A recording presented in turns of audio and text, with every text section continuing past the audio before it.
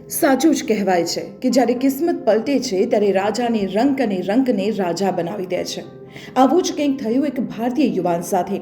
આ યુવાન જર્મનીમાં આર્થિક તંગીનો સામનો કરી રહ્યો હતો. કંટાળેલો આ યુવાન એક દિવસ બર્લિનની મેટ્રોમાં બેઠો હોય છે.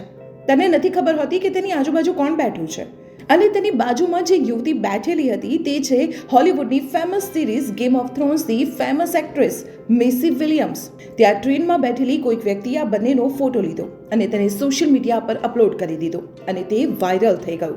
લાંબી તપાસ બાદ આ યુવાનને શોધવામાં આવ્યો અને તેને પૂછવામાં આવ્યું કે તને નથી ખબર કે તારી બાજુમાં આટલી ફેમસ એક્ટ્રેસ બેઠેલી છે, જેની સાથે ફોટો લેવા માટે લોકોની લાંબી લાઈનો લાગે છે. ત્યારે ઈમાનદારીથી આ યુવાને કહ્યું કે જ્યારે પોકેટમાં પૈસા ના હોય, રહેવા માટે ઘર ના હોય, ખાવા માટે દાણો પણ ના હોય, ત્યારે પોતાને છુપાવવા માટે આજુબાજુના લોકોને ઇગ્નોર કરવા પડે છે. આ વાત સાંભળી જર્મનીની ટોપની મેગેઝિન ડેર સ્પેજોલે યુવાનને નોકરી આપી, અને આ નોકરી પણ એવી જે આજે ઇન્ડિયામાં 80 થી 85 હજાર રૂપિયાની કહેવાય. તો આવી રીતે પલટે છે કિસ્મત.